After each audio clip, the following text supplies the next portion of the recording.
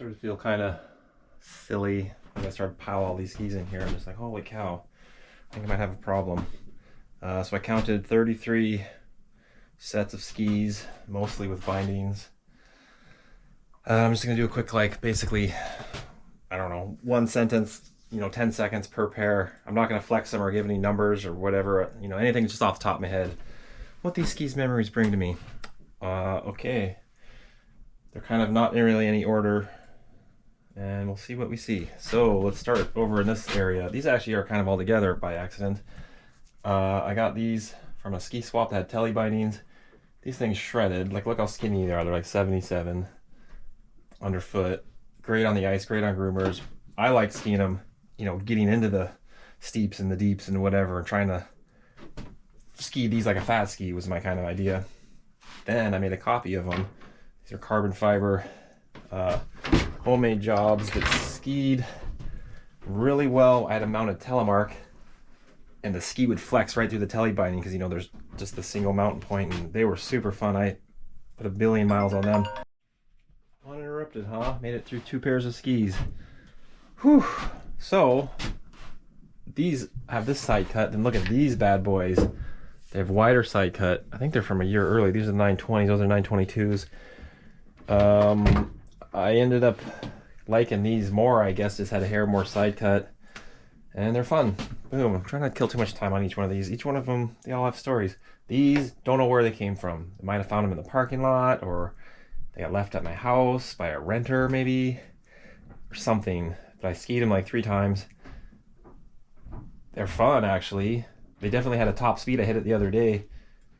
They're carved, they want to carve, but then they hit a top speed and they're like, they didn't like it. These were what I declared my favorite skis for quite some time. I got them at the dump in Pemberton. Didn't ski them for like 5 years. I just carried them around with bindings on them. They had these Solomon demo bindings.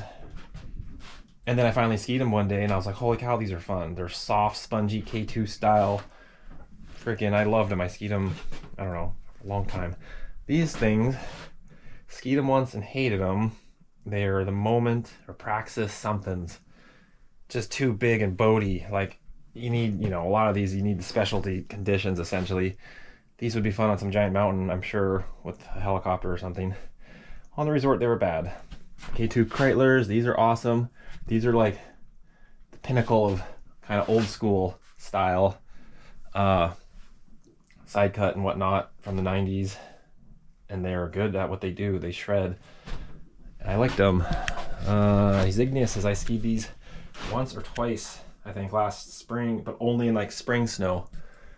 And they were long. They felt long and had a nice high speed trajectory.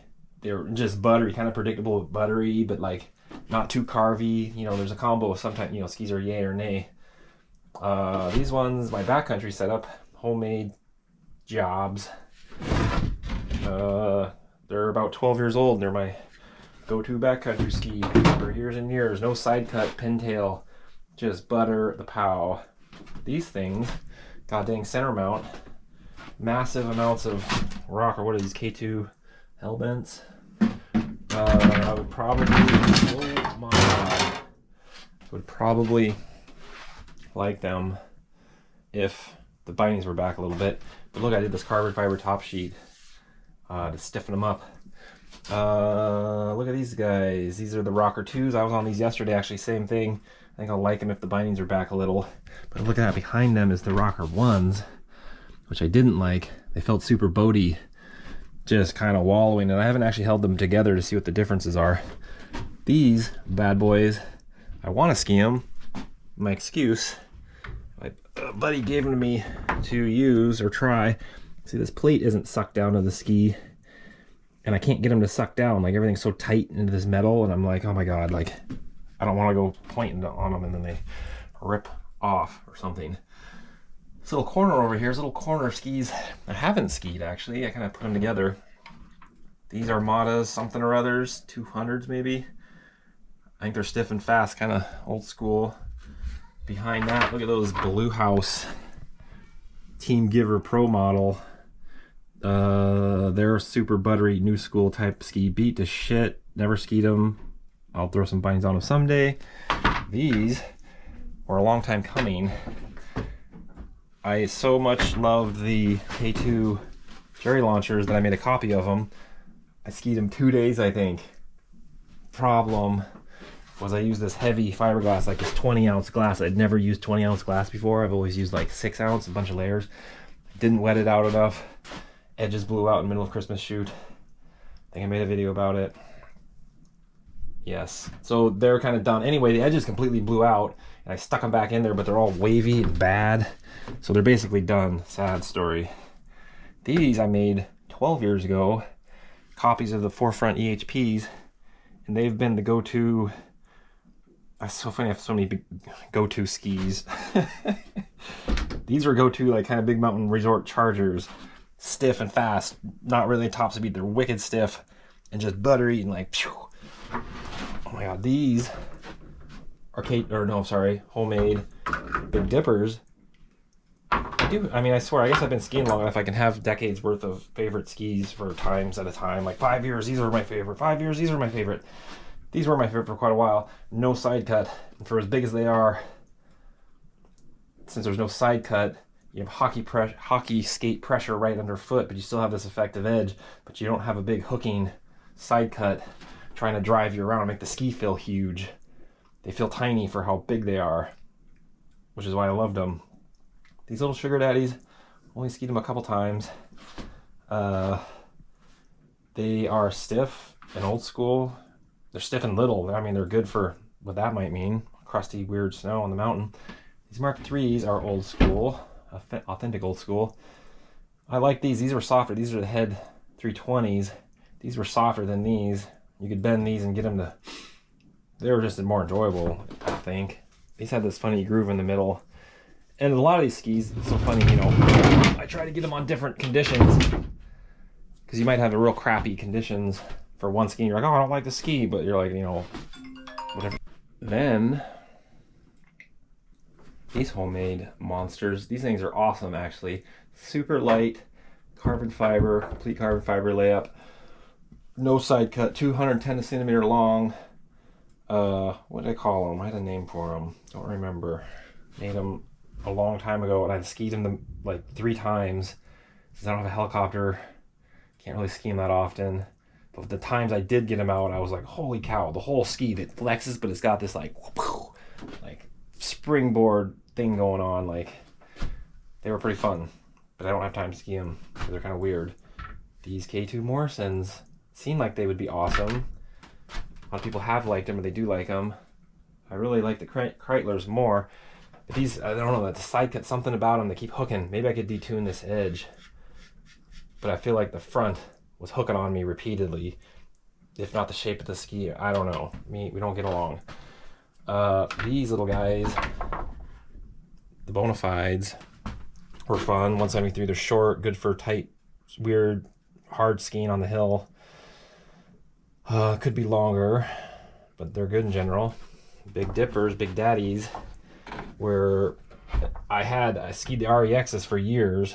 The 191s, then bumped up to the 198s, which were like the full-size man ski. But then the Big Daddies, I mean, I must have been a child, I guess, when I first had them, because I remember just felt like they're so big, I couldn't do anything with them. I mean, I was like 21 when they came out. And there was like, oh, they're too much. But then the years I kept kind of skied onto them. Then the year, I don't know, then I skied them for 4 or 5 years. Then I liked them. I got back to them, and they actually felt kind of small-ish. And it felt fairly small and skiable versus some of these other pieces of shit. Telemark. Look at this freaking spring on these things. I don't know, these skiing. This is what my bindings happen to be on. Should stick them on something else. I really love parallel marking. I don't telly per se, but parallel marking is great for your alpine skiing. You're balancing, obviously. Yeah, I don't ski these ever because I don't really like these skis. They're too sprung. Look how sprung they are. So as you're carving, the tip and tail is always trying to like push back out of the turn and you're losing your edge. And I don't know, they're weird. These skis are weird in that they're not that big, but they're copies of those K2. Oh, I never got to those love boats. Oh, I don't remember. Oh, I skipped the Love Boats back there. So those are copies of these Love Boats. I never skied. Then I made a copy. These are the copy. Oh shit, I start losing track. These are copies of Love Boats. Both of them are. My wife skied them. She really liked them. But now they're sitting here waiting to be mounted. These are copies of something, don't recall. But they're like sleepers. For as big as these are, these things ski like monstrous. And that the way this giant black one skis little, this skis bigger than you would think. Like look at that shovel. And these things carve. They're too much every time I mount them and ride them. They're fun when you're like wanting to haul, but they don't want to like slow down and chill at all. You're like, oh my god, I just don't want to go this fast right now. That being said, we got my top 3 hiding over here in no real order because I kind of all got their thing going on. Let's say these Dynastar X106s, amazing, sharp. They're like this crazy combo of, feels like you're on a slalom ski. I guess they're Tommy Moe design or something. Feels like you're on a race ski, but they're springy and responsive, but not too much. There's just nothing too much about them. It's like driving a Lamborghini or something, I'm imagining. These guys are the Shiros. Who makes them? Vocal Shiro. And, you know, when this stuff first started coming out, I was like, oh, clown shoes, those look dumb. You don't want, like, you're not really skiing the side cut or whatever, I might think. I really like these because there's huge, look at all that surface area, but you got this tiny little pivot area underfoot, and I managed to mount these in a nice spot to where I don't feel like I'm center mounted, God forbid. And every time I got on these things, I always just couldn't believe like how poppy and fun and floaty they were. Like even on hard conditions, they were like killing it. Then pretty much my go-to, I mean, if there was a good resort day, just general tracked whatever. I mean, any one of these skis I could pick and enjoy, I suppose. But these are awesome. I don't know why they're pure metal, old school. What are they, 80 underfoot or something, 85? 183, but they just carve, but they're damp, sharp, damp. There's not, like, they kind of, I don't really like them as soon as they get into the deeper snow. Because you don't got quite the surface area for actual POW skiing. But for general resort skiing, these things are amazing. What else? Oh, ski poles. Of all that, I have one pair of ski poles, which is so weird. I was thinking about it. What are these? 120 centimeter Solomon something or others. Put a bazillion miles on these. I had some collapsible poles, some leakies for years, and then I shifted to these things. Oh, and I noticed in every single video as I'm always like putting my ski straps on. I know it's like a thing to do to not ski with straps, as if you're gonna get an avalanche. But on the resort, you're not going to get an avalanche for the most part. But I always talk about pole planting. It's so integral. So it's like, yeah, the connection's got to be there. And every time I try to ski without pole straps, I seriously hate it. I have to hang on without using the strap, literally. Anyway. Oh, while we're at it, how about some of these guys? Let's go with Tax Flex 85. These things are pretty sweet. It's not that light, it's light-ish, but this is like an entry-level composite stick, and it's kind of flexy. I can kind of smash through it when I really try, but it's all right. It's cheap. I think it was like $100. Wow, must be popular.